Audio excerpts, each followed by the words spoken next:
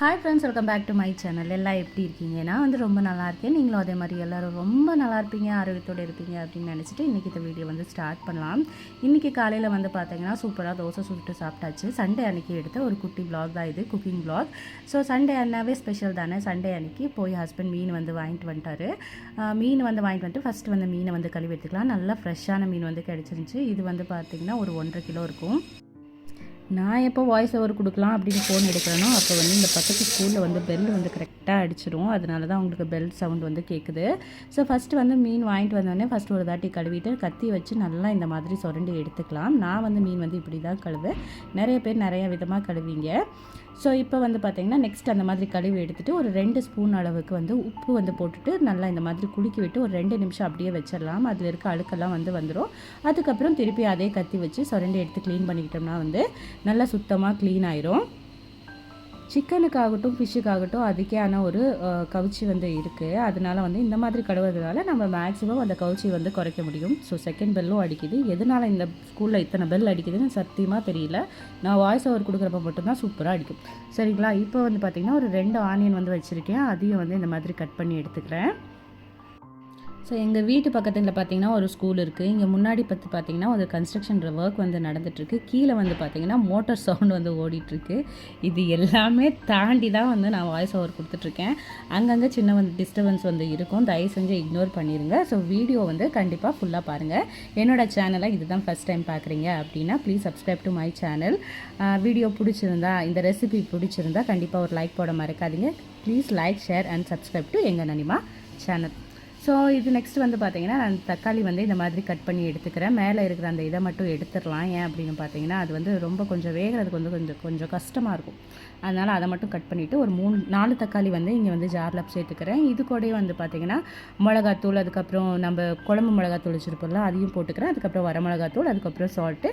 வேணும்னா இந்த இடத்துலையே மஞ்சத்தூள், அதுக்கப்புறம் தனியாத்தூளும் போடலாம். நான் வந்து நெக்ஸ்ட் வந்து காட்டுறேன். மஞ்சத்தூள் அதுக்கப்புறம் தனியாத்தூள் போட்டது. இந்த இடத்துலையே வந்து நம்ம அதையும் சேர்த்து வந்து ஆட் பண்ணிக்கலாம். சேர்த்து ஆட் பண்ணிவிட்டு நம்ம நல்லா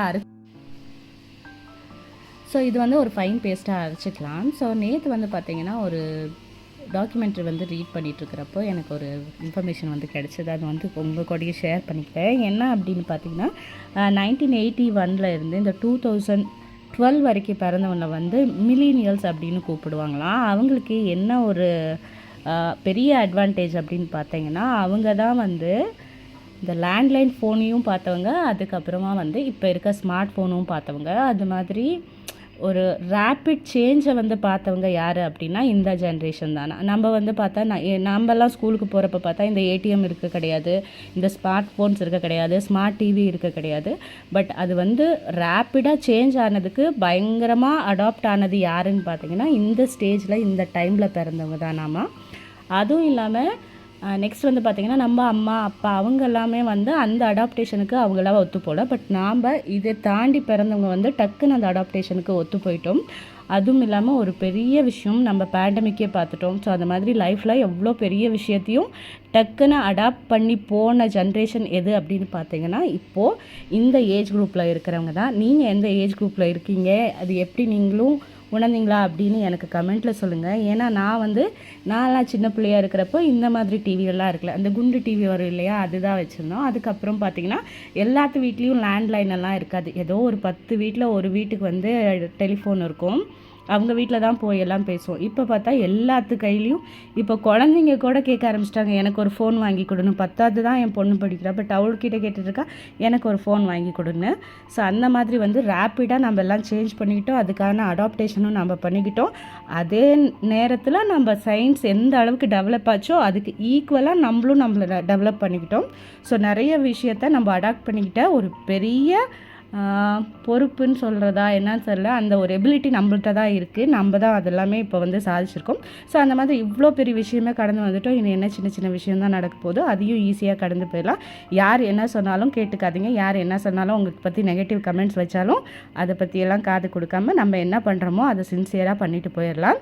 ஸோ நெக்ஸ்ட் வந்து பார்த்திங்கன்னா இங்கே கொஞ்சமாக நம்ம எடுத்து வச்சிருந்தோம் இல்லையா, பூண்டு, கருவேப்பிலை, அதுக்கப்புறம் கொஞ்சமாக கொஞ்சமாக வெந்தயம், இதுக்கு வந்து ஒரு 2 டேபிள் ஸ்பூன் அளவுக்கு எண்ணெய் சேர்த்துட்டு நான் வந்து அதை வந்து தாளிச்சிக்கிட்டேன். இங்கே வந்து குழம்பு கூட்டி வச்சுருந்தேன் இல்லையா, மிளகாத்தூள் அதெல்லாம் சேர்த்து தக்காளி, மிளகாத்தூள், அதுக்கப்புறம் உப்பு இதெல்லாம் சேர்த்து மிக்சியில் அரைச்சிட்டு நம்ம குழம்பு கூட்டி வச்சுருந்தோம் இல்லையா, கொஞ்சமாக கொத்தமல்லி தலையும் போட்டுட்டு அது கூடவே வந்துட்டா ஒரு டேபிள் ஸ்பூன் அளவுக்கு தனியாத்தூள், அதுக்கப்புறம் கொஞ்சமாக மஞ்சத்தூள் இதெல்லாம் சேர்த்துட்டு நல்லா மிக்ஸ் பண்ணி வச்சிடலாம்.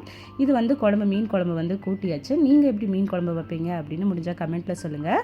ஸோ இப்போ கூட்டி வச்சுருந்த குழம்பு நம்ம ஏற்கனவே தாளித்து வச்சத கருவேப்பிலை, பூண்டு, அதுக்கப்புறம் வெந்தயம் இதெல்லாம் போட்டு தாளித்து வச்சுருந்தோம் இல்லையா, அது கூட சேர்த்துட்டு நல்லா கொதிக்கிட்டோம். ஸோ நல்லா கொதிச்சதுக்கப்புறம் நான் வந்து தேங்காய் வந்து கட் பண்ணி வச்சுருக்கேன், அரைச்சி வச்சுருக்கேன். அதையும் வந்து இது கூட சேர்த்துக்கிறேன். என்னாச்சுன்னு தெரியல, பயங்கரமாக ஸ்லோல் ஆகுது.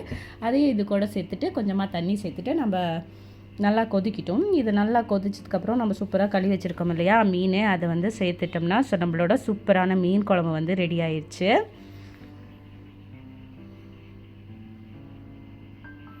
நம்ம எந்த ஹோட்டலில் போனாலும் நம்மளுக்கு சூப்பராக சாப்பிட்றதுக்கு பிரியாணி எல்லாம் கிடைக்கும். பட் இந்த மீன் குழம்பு வந்து இன்னும் யாருமே அந்த அளவுக்கு ட்ரெடிஷ்னலாக பண்ணலை. மீன் குழம்பு அப்படின்னு கேட்டாவே ஏதோ ஒரு காரக்குழம்பு தான் கொடுப்பாங்க. பட் மீன் குழம்பு வீட்டில் வச்சாதாங்க அது மீன் குழம்பு பயங்கர டேஸ்ட்டாக இருக்கும். கண்டிப்பாக இது மாதிரி ஒரு தாட்டி ட்ரை பண்ணி பார்த்துட்டு எப்படி வந்தது அப்படின்னு மறக்காமல் எனக்கு கமெண்ட்டில் சொல்லுங்கள். ஸோ குழம்பு நல்லா கொதிச்சதுக்கப்புறம் கொஞ்சமாக வந்து கொத்தமல்லி தழை போட்டுட்டோம்னா நம்மளோட மீன் குழம்பு வந்து ரெடி ஆயிரும். ஸோ இப்போ வந்து பார்த்திங்கன்னா இங்கே மீன் வந்து கழுவி வச்சிருந்தேன் இல்லையா, இது வந்து பொரிக்கிறதுக்கு வந்து நான் செப்பரேட்டாக எடுத்து வச்சுக்கிட்டேன். இந்த மாதிரி பீசஸ் எல்லாம் பொரிச்சோம்னா நல்லாயிருக்கும், டேஸ்ட்டாக இருக்கும். அது வந்து எடுத்து வச்சுட்டேன். இது வந்து பார்த்திங்கன்னா ஒரு 10 பீஸ் இருந்தது. இதுக்கு வந்து பார்த்திங்கன்னா கொஞ்சமாக இஞ்சி பூண்டு பேஸ்ட்டு,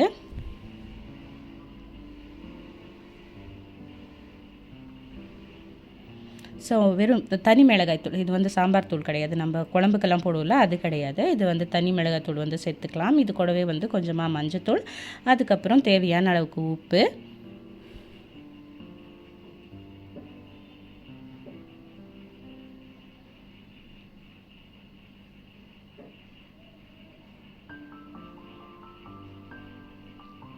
ஸோ இது வந்து பார்த்திங்கன்னா கபாப் மசாலா. ஸோ நம்ம சிக்கனுக்கெல்லாம் பொரிக்கிறதுக்கு போடுவோம் இல்லையா, அது வந்து 2 டேபிள் ஸ்பூன் போட்டுக்கிறோம். இந்த மசால் போடுறதுனால நம்ம மசால் வந்து பிரிஞ்சே வராது. நான் யூஸ்வலாக நிறைய இதுக்கு முன்னாடி ஷேர் பண்ண வீடியோஸ்லையும் நான் வந்து உங்களுக்கு சொல்லியிருக்கேன். இந்த மசால் கிடைக்கலன்னா ஜேபி இது கிடைக்கும் இல்லையா, சிக்கன் மசாலா இல்லைன்னா வந்து ஃபிஷ் ஃப்ரை மசாலா, அது கூட ஆட் பண்ணிக்கலாம். அப்படியே அந்த மசாலாவும் கிடைக்கலன்னா வந்து நம்ம கார்ன்ஃப்ளவர் வந்து ஆட் பண்ணிவிட்டு பொரிச்சோம்னாலும் மசால் வந்து வெளியே விடாது.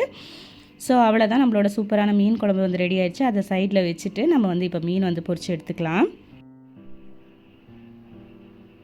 ஸோ மீன் பொரிக்கிறதுக்கு தேவையான அளவுக்கு எண்ணெய் சேர்த்துக்கலாம். ஸோ எண்ணெய் சேர்த்துட்டு நம்ம மேரினேட் பண்ணி வச்சுருக்கோம் இல்லையா சூப்பராக, இது வந்து ஒரு 1/2 மணி நேரம் ஊற வச்சாவே போதுங்க, நல்லா மேரினேட் ஆயிரும்.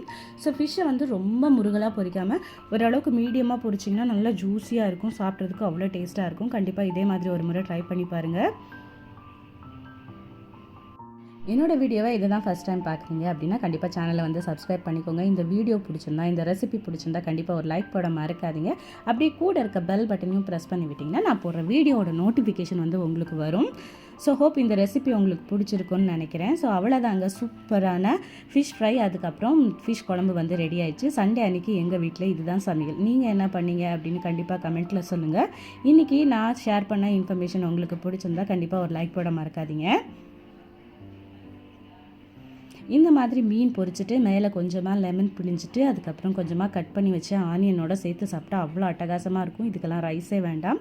அப்புறம் என்னோடய வீடியோ நிறைய பேர் பார்க்குறவங்க இவ்வளோன்னு சாதம் போதுமா, இவ்வளோன்னு குழம்பு போதுமான்னு கேட்குறீங்க. கண்டிப்பாக எங்கள் ஃபேமிலிக்கு போதுங்க. அவ்வளோதான், சுட சுட சோறு, சூப்பரான மீன் குழம்பு. சாப்பிட்றலாமா?